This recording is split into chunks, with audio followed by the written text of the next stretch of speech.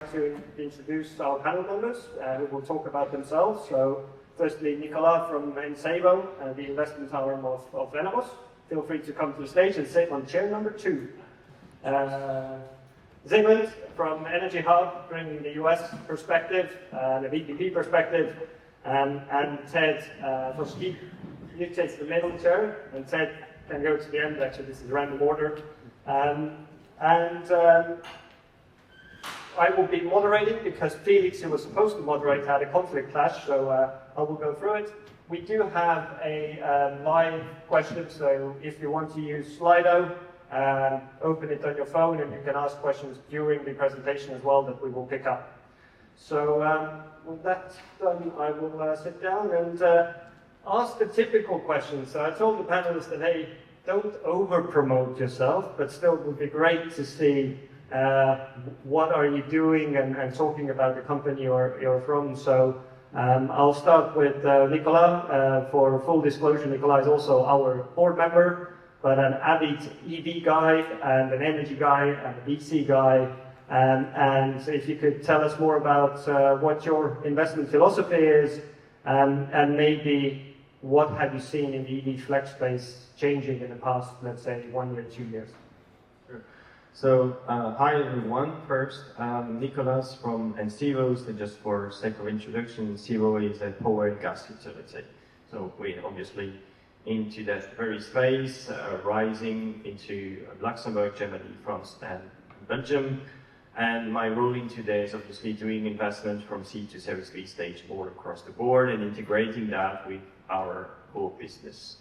The part on Gridio and cars, besides being a car guy and having worked 20 years ago in the car industry, is the fact that for us as power utility, EVs are an important facet. If you look at it from a business perspective for power utilities, it is the only way we can grow our business going forward. We can play against each other about developing more renewables, developing storage, but that's improving our margins. And that's fighting between power utilities in Europe. And there's a thing that is a golden opportunity with decarbonization is that we have a chance to take a chunk of the business of oil and gas majors with the decarbonizations. And things that are in between us and them, which is a big challenge because they want to defend their territory and we're eager because this is probably, if you face it, this is something between 20 to 40% growth in our core revenue base in the next couple of years. So that's a massive potential. And that's a massive potential also because the EV driver are also our customers on B2C. So these are things where we have already touch points with them. So it is really that, and the flex part for EV comes straightforward. As utilities, my commercial guy will always say, if we cannot predict, it's expensive. So the flexibility is exactly that point. The more you can predict, the more you can accompany to the market, the cheaper you can make it to the users, and also the more you can make margins for yourself. So this is the reason why we were very eager some years ago already to say, okay, there's a growing trend that everybody sees.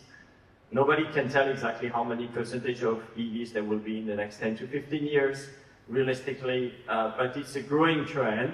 And we have to accompany our customers. So this is the reason why we started to look at the space a number of years ago, and obviously, more recently, we did an investment into Gridio. Ziggy, you are part of EnergyHub, which managed, what, 2.5 gigawatts of assets in 3.4. 3.4, look at that. Was that with growth within a year? You do it on a massive, massive scale in the US. Tell us about EnergyHub and why are you here in Bilbao today? Thanks, Conrad. So I'm Ziggy, and I lead international business development for EnergyHub. EnergyHub is the largest residential flexibility provider in North America. We're what we call in North America a DERMS layer, so a distributed energy resource management system provider. We partner with utilities across the United States and Canada.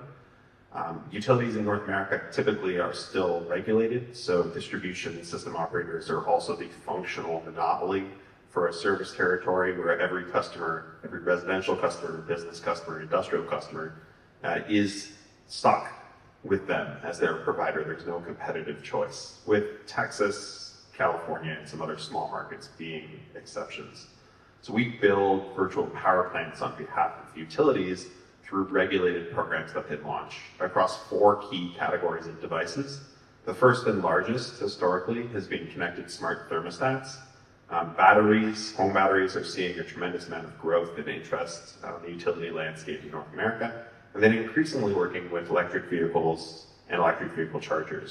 We are, like Gridio, very, very adamant on going directly to device manufacturers to partner with them. There are several key advantages to doing that, and doing so with the electric vehicle companies has been a longer journey that we have made tremendous progress on and continue to. So we believe we'll cover more than 90% of the light-duty vehicle market through official partnerships in the next 12 months. We've recently announced Rivian. We have an exclusive partnership with, and you'll never believe this, but General Motors is the 2nd largest electric vehicle manufacturer in North America. And of course, we work with Tesla, which is the 800-pound or 400-kilogram gorilla in the room when it comes to electric vehicles in North America. So I'm here to offer a North American perspective on scaling virtual power plants and electric vehicle programs at scale. And highlight some of the differences between the North American model and North American markets in Europe, and maybe offer 1 or 2 hot takes as well as we talk. Fantastic. Glad to have you with a different perspective on stage. But also lastly, Ted from Kia Connect.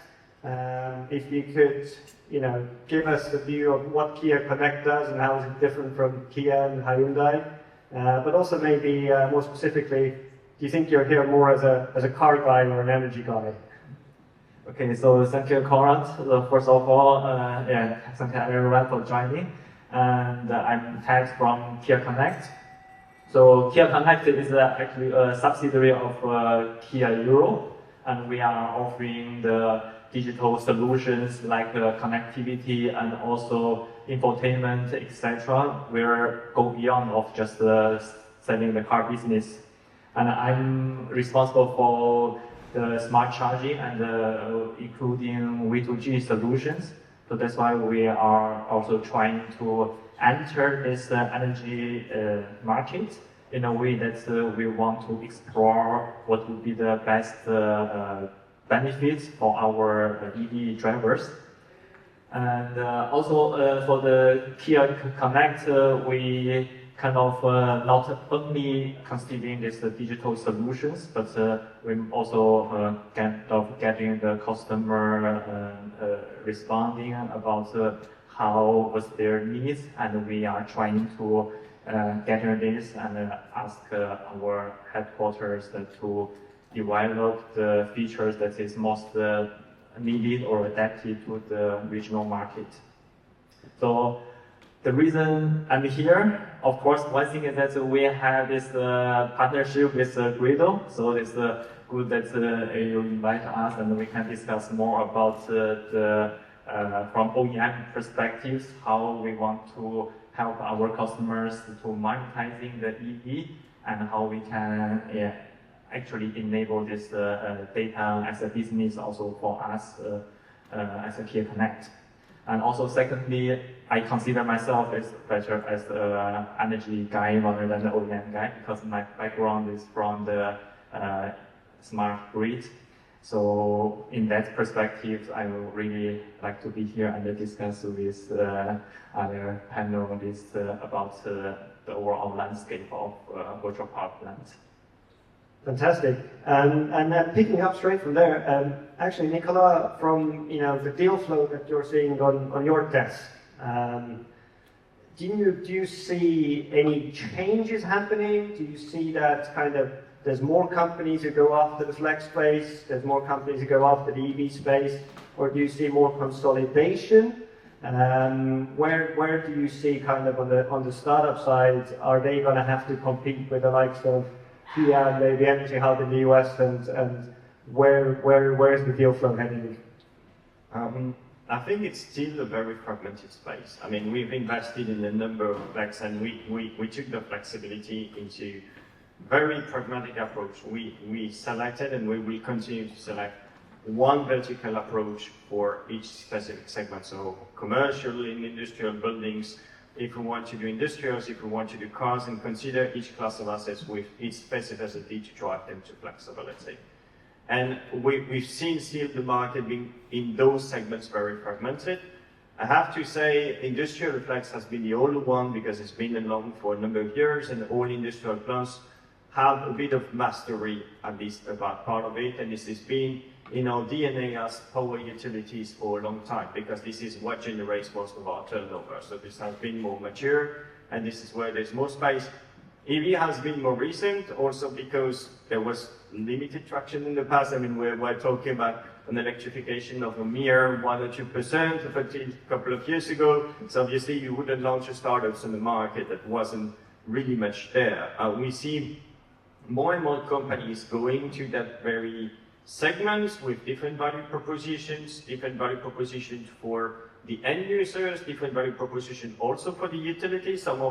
Some of them obviously working with us, some of them working against us. Obviously, we are more interested in the ones working with us.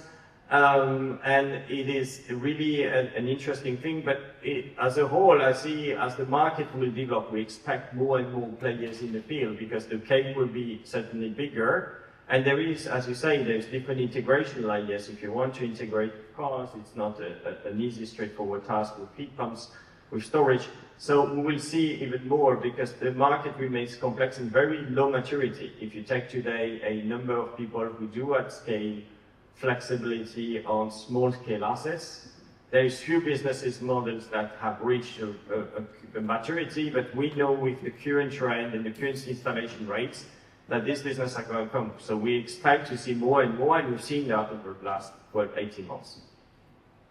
And I think in almost the mother company of Encevo, you're clearly taking an approach that there's these new fields, new verticals, you work with startups to get exposure to them. What about Ted on Kia's side? So clearly you sell a lot of energy assets, i.e. batteries on wheels. Do you want to enter the space? Do you want to start competing with energy utilities? Do you want to start competing with the likes of Gridio to capture that market? So what is the thinking that you can share about that, and how has that kind of changed from being just a regular car company to now the energy guys of the car company being on stage? So that's a very good question. So now, because our company's vision is becomes a sustainable mobility solution provider, and we, on the one hand, knowing that in order to make this transportation sector more sustainable, and we offer a bunch of EV segmentations.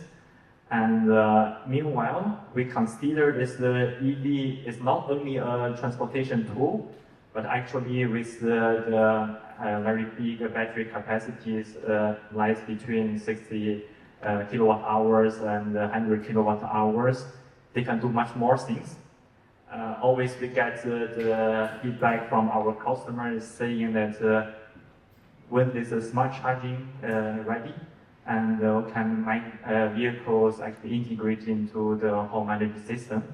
So we are, especially in Europe, is already ahead of in other regions to developing this kind of strategy of go-to-market, because we believe that the value of the battery should be fully explored and see that how we can help our customers to get this benefit.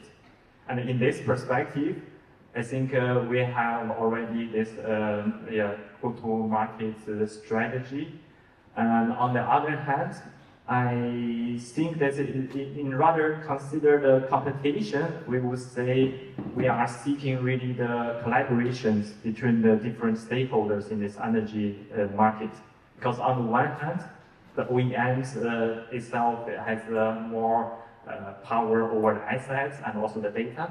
But however, we do not have a direct access to the marketplace. For example, how we can help the customer to optimize their charging based on the pricing signal or even the flexibility from the DSO side. So therefore, we alone cannot conquer everything.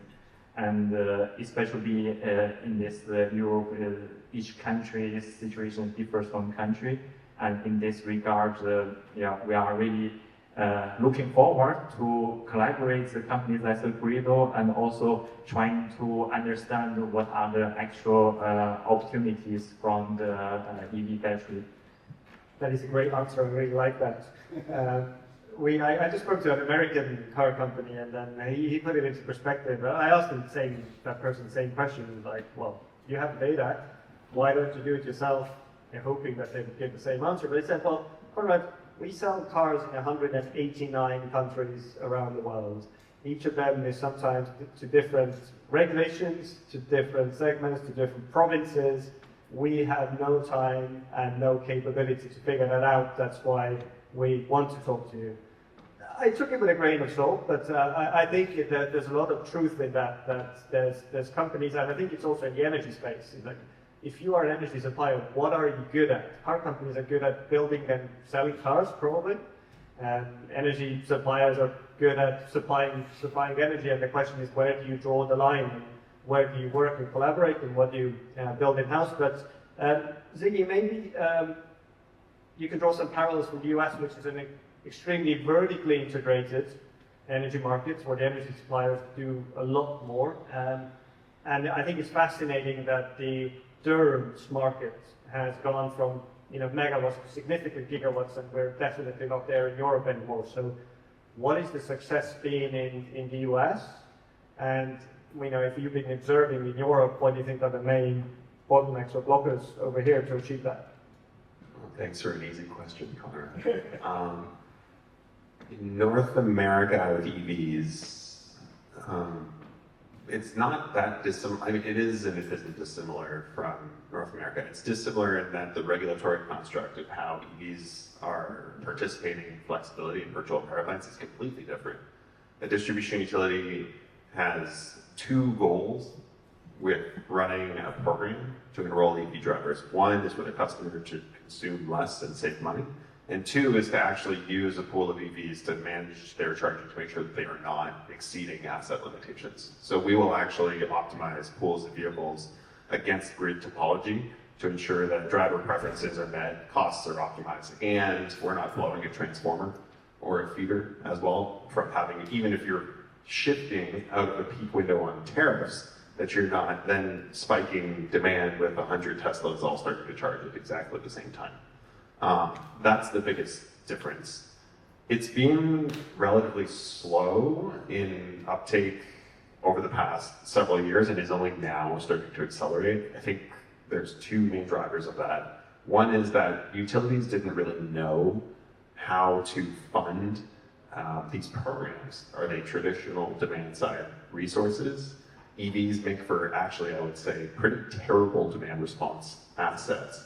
You need a huge number of them to be able to overcome the fact that they unplug, or that when they're plugged in, they don't necessarily have state of charge that supports being dispatched. That's number one. Number two is, of course, just the sheer adoption of electric vehicles has only started really, truly accelerating in the United States in the last several years. So the confluence of those things has really started to drive the uptick of these things. Even then, though, it's fairly regionally concentrated. The majority of electric vehicles are in a handful of more wealthier, frankly, regions within the United States, California, Colorado, New York, and some other markets. And so that's where you see the largest residential EV virtual power plants participating today, with tens of thousands of drivers participating in them. In Europe, I think, to your question about why hasn't it scaled, I mean, the biggest example of scale in Europe that I can think of would be Octopus Energy, claiming to monetize something around, I think it's 200,000 or so drivers on their platform that participate in smart charging. And that might be anything from participating on a dynamic tariff to just literally having their car scheduled against the time of use rate, or a flat tariff, whatever it might be. But even then, that's probably less than 20% of the overall EV drivers in the United Kingdom alone. One of the biggest challenges you have to scale here is in a competitive retail market, you're fighting for control of the driver against other retailers that want to own the driver as their customer, and potentially some OEMs that feel like they want to be able to do this themselves and own the customer relationship. And so it's very, very difficult to acquire customers and keep them happy when everybody is offering virtually the same thing, where you can let us connect to your vehicle, we'll charge you, 6, 7 euro cents overnight, really low, ultra low overnight rate, et cetera, et cetera. How do you differentiate in a marketplace where you have 5 to 10 different retailers all offering exactly the same thing? I think is one of the bigger challenges. But one of the biggest challenges is, in that environment, the car companies typically, along with any other device manufacturer, wants to basically still just sell cars. They don't want to promote one specific energy retailer's offer unless they have a direct partnership. And there's a few examples of this in Europe, but they'll typically remain neutral, which leaves it to the retailer to go out and acquire customers. That's all well and good, but people generally don't trust their retailers as they don't trust their distribution companies in North America. The big difference that drives volume in North America is the car companies who are partnered with us and other device manufacturers will market these programs alongside the utility. So a customer seeing this offer might think from the utility, go away, I know I don't want to connect to my car. But then if they get an in-app notification or an email from their car company, they're like, okay, this is something that I actually maybe believe a little bit more and trust more. And then that combination of that 1-2 approach is not only very cost effective for reaching customers and engaging through a high trust, low cost channel, but that combination of those two angles really drives a tremendous amount of enrollments for us in North America. So it's a trust issue, and I'm pretty sure it's the same in Europe, that people don't really like their energy suppliers, especially if they raise prices all the time. But I think you're bringing up something interesting, that it's almost vertical integration has helped the flex markets in the US, which basically means that whenever European politicians decided to split the utilities up to different layers, it was supposed to be a free market move. But actually, it's possibly backfired from a flex perspective. So I'm a Canadian up here telling you that the American model of hard regulation and anti-free market, anti-competitive, et cetera, is actually like way simpler and more effective at scaling residential flex than leaving it to the competitive marketplace in Europe. I think that's like being born out of the numbers. And I think the analogy here is as well, and then handing it over to you, Nikolai, is that I think there are a lot of different players in the EV connectivity space, the optimization, the flex, the aggregation, the utility trading team integrations. And it's almost equivalent to a broken up utility doing different things. You can't capture all the value in there. And then we have players like Palooza and Kraken, who want to come up with a big single solution. So what do you think, who do you think will win? Do you think we can operate in a European world where we will have, like the market is fragmented, we will have also some fragmented players across the EV Flex value chain? Or do you think that these fragmented players have to team up and join together to beat the likes of maybe bigger utilities or Krakens and Paloozas? Well, it's an interesting question, and it comes really much to the way we conceive also of venture capital activity, and we'll explain to that. The utilities need to stay good as they are. I mean, we are infrastructure operator, infrastructure developers. We're not an IT companies, and there's many people think that we could become some sort of an IT companies, and I fail to understand how the people we have in-house, and the history we have, the legacy we have in-house, how we could turn a 100-pound gorilla to something flexible that an IT, I would say, needs. And taking that into account, if you see there's more competition, you have two ways around it. Either you have a sitting duck or you try to act around it. And if you try to act around it, then couple of options. Either you try to do it in-house, but you certainly understand that I would not advocate for that. And the real reason why we invest and partner with startups is because startups bring us two advantages here. First thing is they have the flexibility and expertise in IT, right? I take an example here, connectivity to cars. We have people who think they can read an API. We certainly, with a lot of money, could read APIs. And I don't know if we're going to scale it and file it in between and close the division before it finalizes work. So it's better to take somebody who has more expertise, focused on that, and has certainly a more qualified team than we do. And tested that already with other customers, so it's a debug version also of it.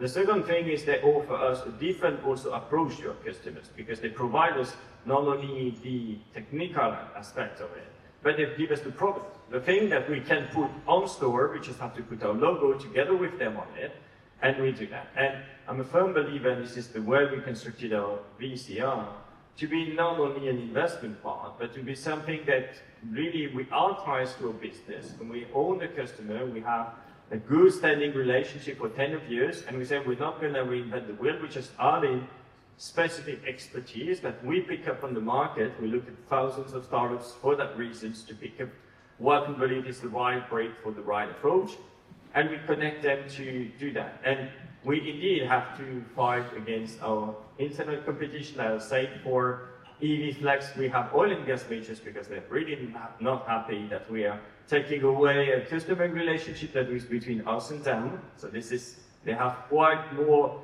balance sheets at the moment, and even still in the current crisis, that we will ever have as power utilities and more firepower. But we still, all of us, miss that specific expertise. And I'm a believer, and Kraken and Kaluza have given us a very educative advantage there. Kraken and Kaluza have built a huge partnering network to acquire the tech stack that they needed to have at the time. And I think as power utility, the winning thing will be where you can add breaks that you don't have in-house and don't try to reinvent the wheels, but take them outside. It could be early stage, it could be late stage companies, it could be your neighbors as utility to partner that have complementary expertise.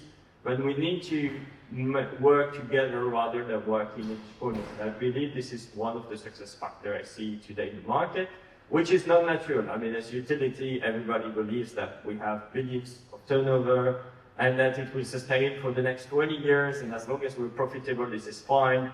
I think there is a lot more to do, because if we have a market like EV Flex to uncover, then we need to be fast into taking it. So we not need to be sitting there in the corner.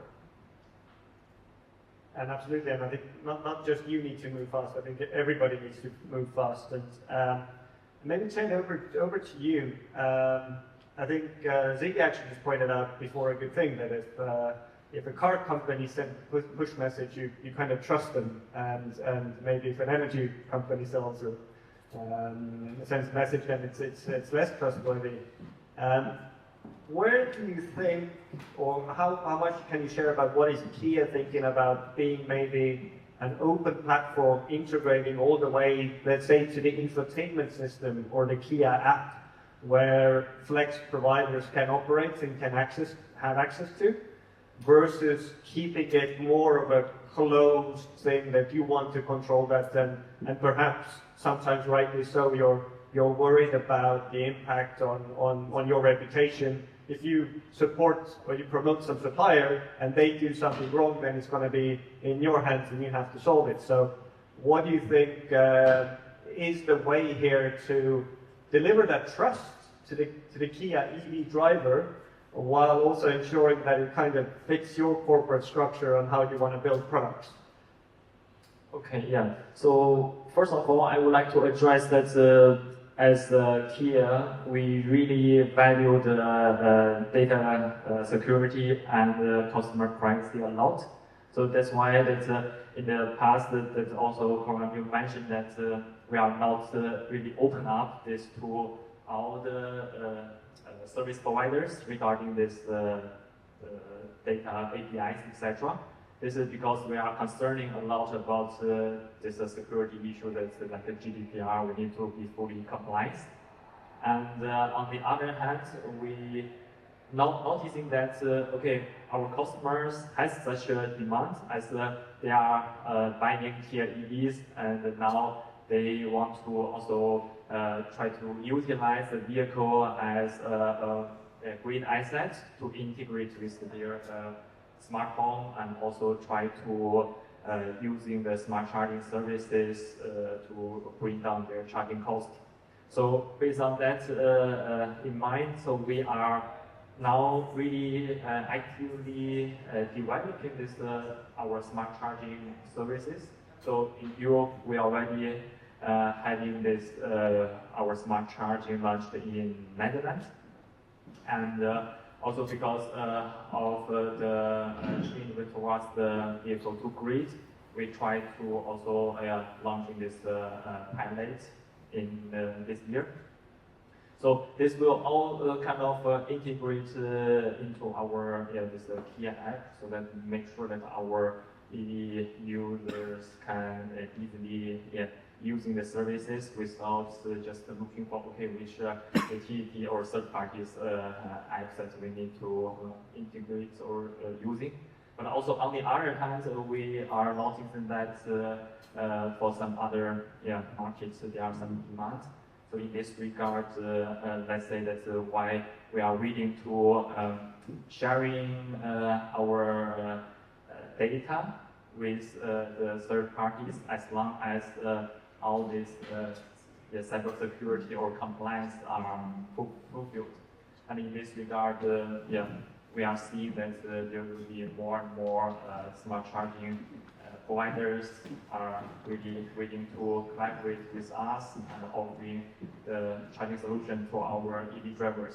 So in that regard, on the one hand, we are trying to helping our customers to having this utility agnostic, because if we saying that anyway, you can using this smart charging apps that can control directly the telematics, and the user still has the control that to which utilities that they want to sign.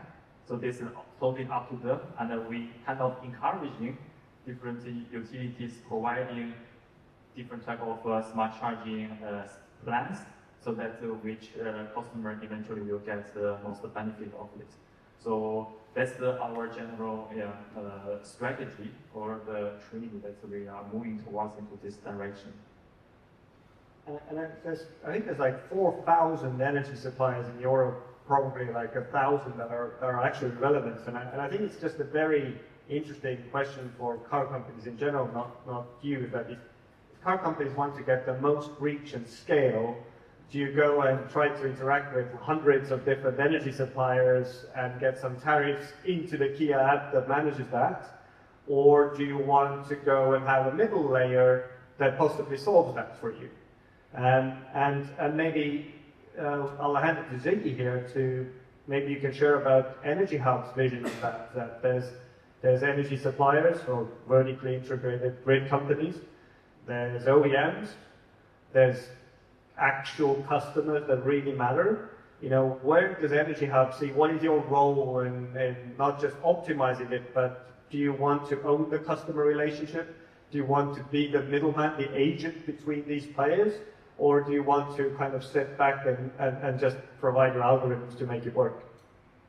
So we don't want to own the customer relationship. Our model is B2B2C. Residential consumers in North America do not know who EnergyHub is, and that's the way that we like it. The utilities are the star of the show, to use the expression. We feel very strongly that the user experience in North America will ultimately live within the car company's native app. We made an acquisition last year of a company called Bridge to Renewables, which streams telematic data from a dozen OEMs through official API partnerships from 500,000 vehicles charging in the United States and Canada. And we bought them for several reasons, but one of them was to accelerate that vision of car companies owning the smart charging experience app. So we are launching in-app smart charging with Nissan and Volvo over the next 2 quarters, where EnergyHub will be powering that in the back end, but it will look and feel like you're not doing anything outside of your car's app. And you won't have to re-authenticate or put in your API key or anything like that. It'll be a seamless experience. Tesla is already doing this with EV chargers, where if we have EV programs in some utilities, if you have an EV wall box from Tesla, within your app, a VPP offer will surface, and it's a single click to enroll your charger into a program. Like right now, the model in North America, the landscape I would summarize this way. Utilities typically don't have their own way to gather driver preferences to set charging schedules and do VPP programs, because they've never had to build such a thing, and it's really difficult for them to do that. So the car companies have varying degrees of maturity in their ability to do this in their user interface. Tesla is, friends to Kia, the leader in this space so far in North America, but they're being caught up to very quickly by other car companies, including Kia. And then there's other solution providers like ourselves that sort of work in the background. And very similar to yourself, we have 2 ways of doing that. We can integrate directly with car companies' charging solutions to offer those kinds of capabilities sort of behind, like under the hood, pun intended, I guess. Or we have a white label app that a utility can use to deploy where the in-app solution from the car company is not necessarily meeting the requirements that are needed. That is strictly just there to gather driver preferences and to allow the driver to manage the experience. I think we view it as a stopgap to a bigger future where the car companies are sophisticated enough that that's where the relationship lives. And the distribution utilities don't necessarily care because their customers are not getting up and going away to another supplier. And that's really the big difference. Like, they have historically sucked at delivering a customer experience like that's digital first and innovative because they don't need to, and to invest in doing that, everybody socializes the cost through rates for the investments that the utilities make to do that. So there's almost like a disincentive to deliver that. Yeah, do you want to say something? Yeah. I was about to actually ask before you say something. But I think what we have is that we have like the likes of EnergyHub and the likes of Kia budding up there, wanting to provide a full solution. I think in Europe, every energy supplier I speak with, do we own the customer? We want to control the customer. We want to do everything. We think we're really good at it, although we're not very good at actually reaching the customer. So do we need to change that model? Will any of us at some point raise their hands and say, look, they're Gridio and their car companies, you sort it out, I will just buy the flexibility for you. It does not need to be connected to my billing system, or it does not need to be in my app. Is there a world like that? Because it feels like that is part of the friction in at least the European market, that everybody wants to own the customer.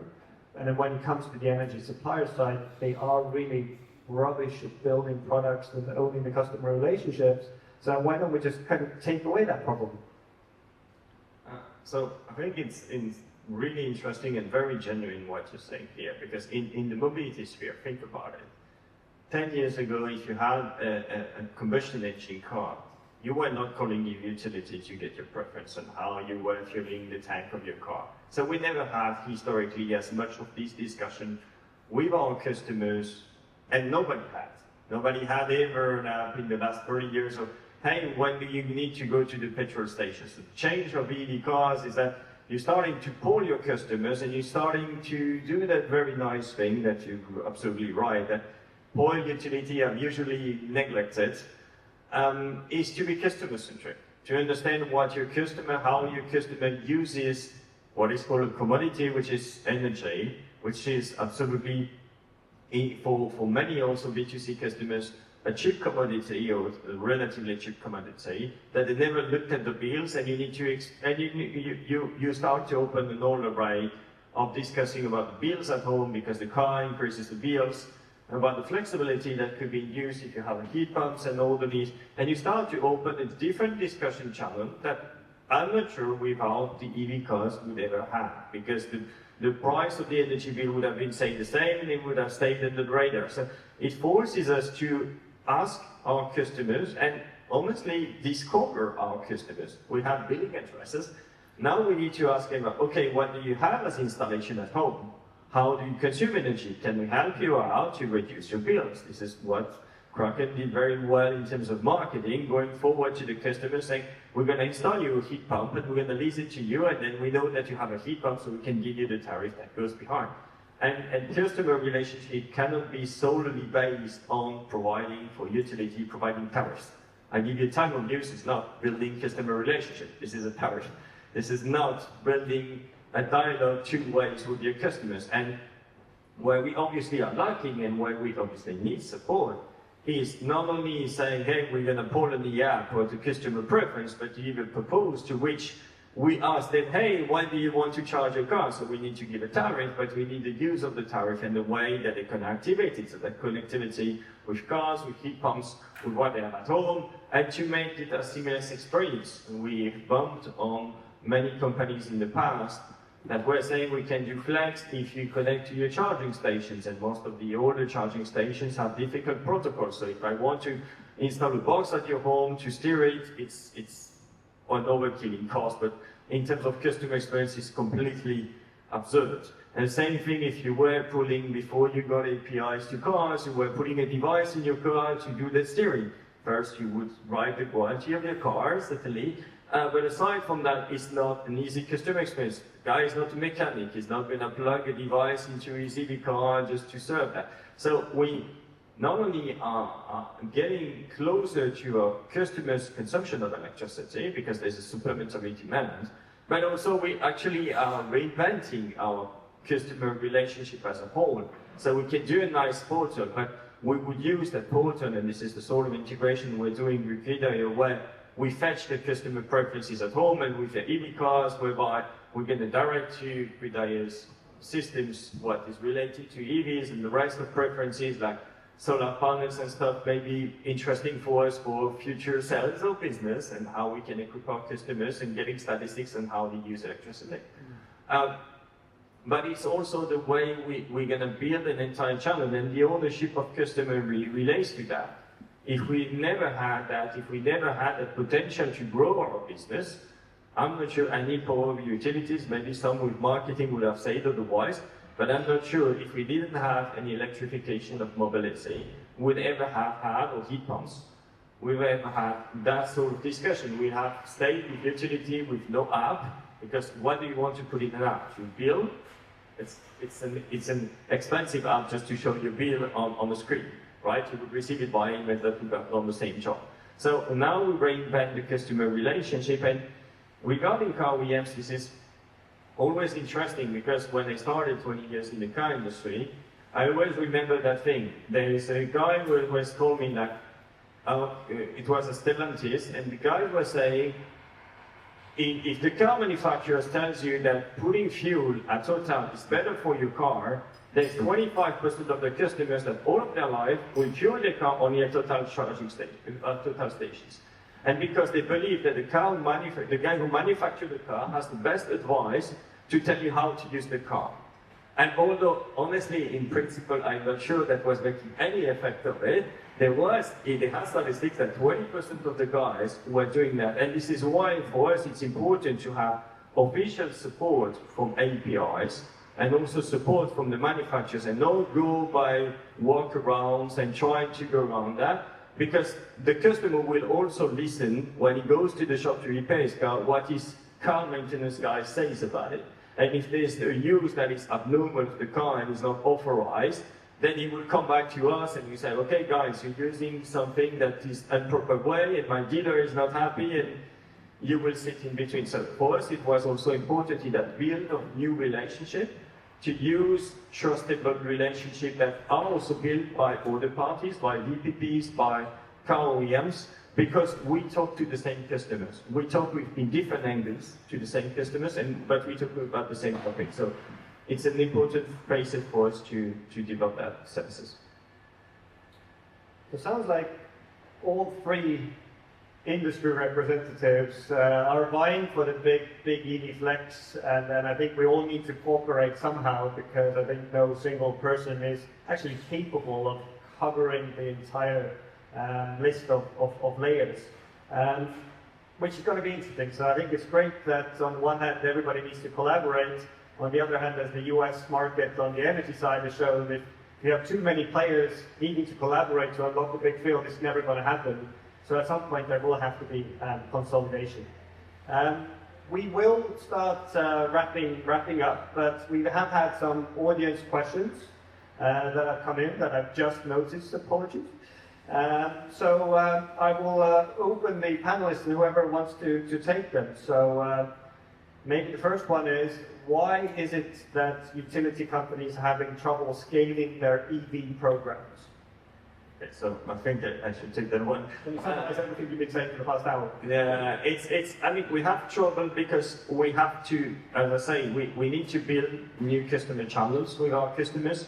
We need to accompany them. We're not the only ones to talk to them because obviously oil and gas majors want to talk and keep their customers to some time. So this is the first phase of it is a change of relationship, but also the fact that we don't have the full, even if we are power utilities, we don't have the full expertise in-house. This is a new device. This is a battery on wheels, as many crystallize it. It's still small scale flex, difficult to fetch, difficult to connect to. So this is not an EV fire, and many people have failed in our industry also trying to only do pilots because you don't know where you step yourself into, and then ended up after 3 or 6 months saying, okay, there's not enough results, so, and we turn around and we go to something else. So this is why we've been lagging behind, and I think we're going to continue to struggle anyway.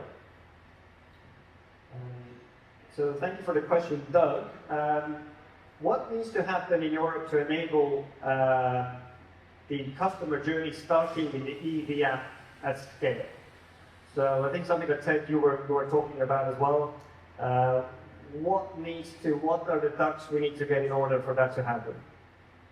Yeah, so as the OEM, so we apparently want to offer this smart charging as a feature in our OEM one app. And it really depends when it's a scale up. We have to really identify what would be the reasonable market to implement or to deploy. Because, yeah, like I said, the market situation differs market by market. And we also need to understand, okay, in that market, what are the options for the electricity tariff? Do they have a dynamic tariff, or it's just a fixed tariff? And also, on the other hand, how many customers are willing to have these services, etc. And not to mention that what are their standardizations regarding the grid code that we have to fulfill, etc. So in this case, I consider we may not have this one-stop shop solution for all across the European market, but rather we are targeting a very specific strategy how to enable this smart charging service country by country. And in this case, we are also accumulating this learning experience so that we can make sure that for our upcoming launching markets, we try to avoid previous mistakes and, for example, how we want to partner with the smart charging providers, and also how we're helping the customers to select the utilities, or even this we value, okay, what would be the most viable options for them to be put in our app. Looking forward to being part of that conversation, Ted. This one's probably for you, Ziggy, actually. You probably have the most experience of non-EV flexible assets. Which one gets you the most excited? Well, we acquired a heat pump flexibility solution in Helsinki. That was our entry point into Europe, but I'm going to say not heat pumps. They're an underserved flexibility resource. I would actually answer this, I would say batteries, home batteries. Why? 2 reasons, 3 reasons actually. First, the increasing penetration of solar on-grid, rooftop solar in some markets. 1 in 3 homes in the Netherlands has rooftop solar. to the end. There are I think so. And it's like 60% of EV drivers have solar. yeah. So you have a tremendous amount of free power coming online. More and more, there's more and more negative hours on European grids every year. We're probably going to break that record again this year. Driving prices deeply negative. So there's all this cheap, abundant power that we have to do something with. There's only so many EVs that are plugged in at home in the middle of the day to make use of all that.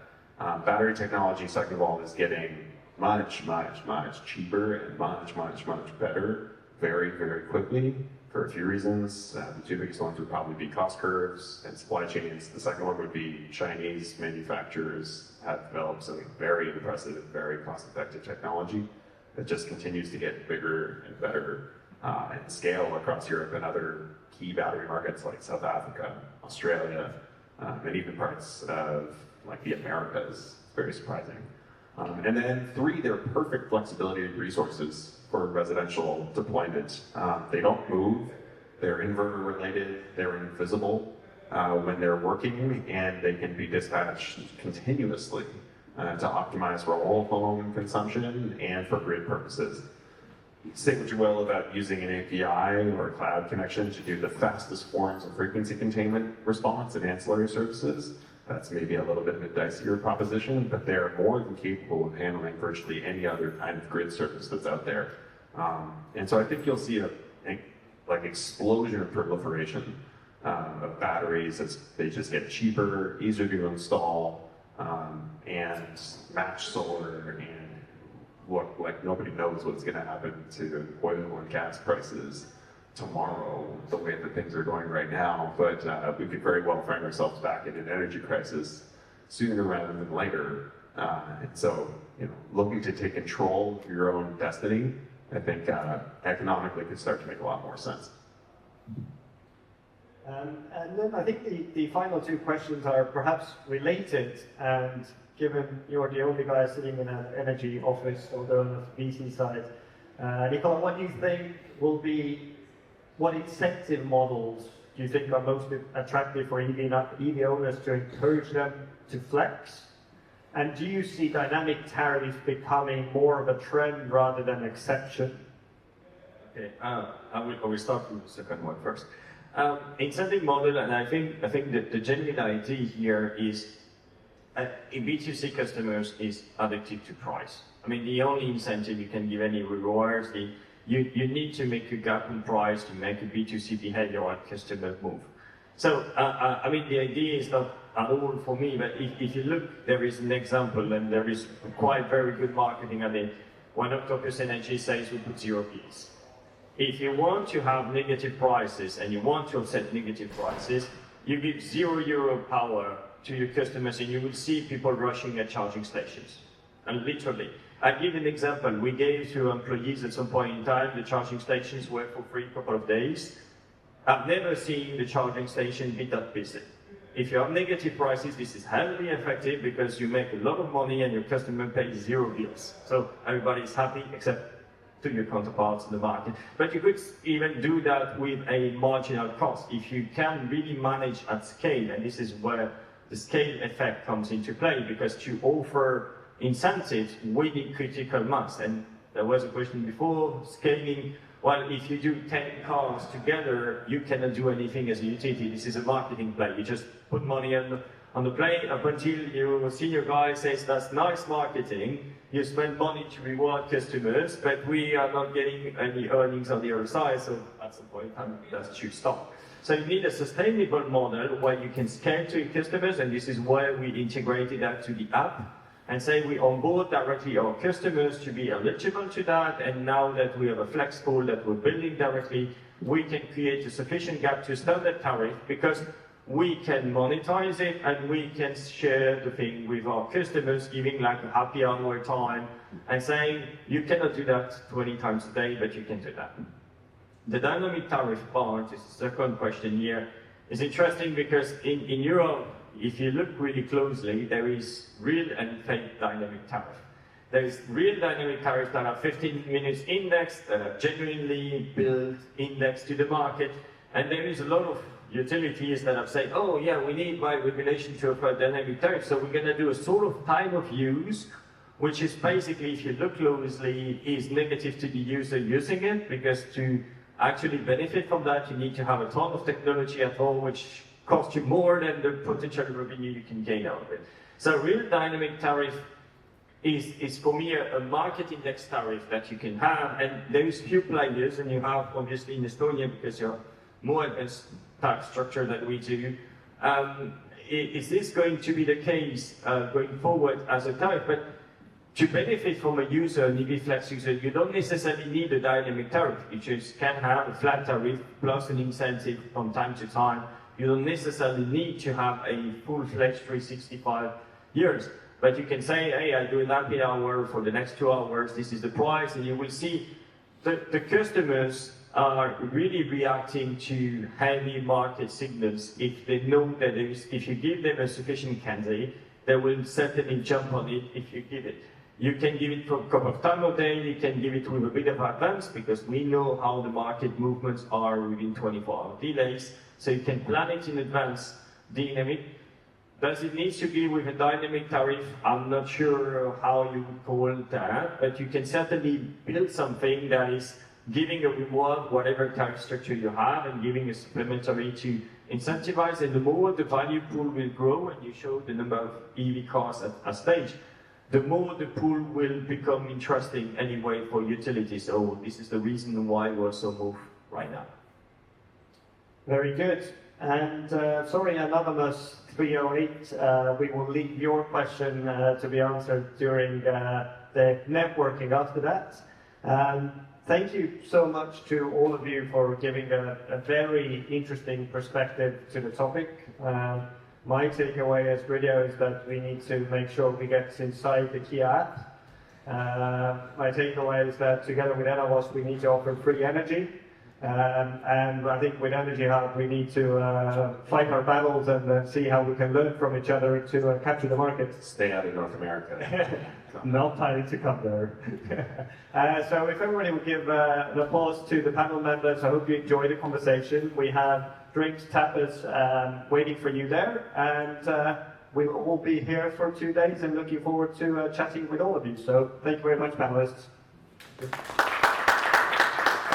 And just to make sure that you have your feet warm during winter, you get some smart socks that automatically warm your feet on demand when you put them on. So thank you very much. Thank you. Yes. Yeah.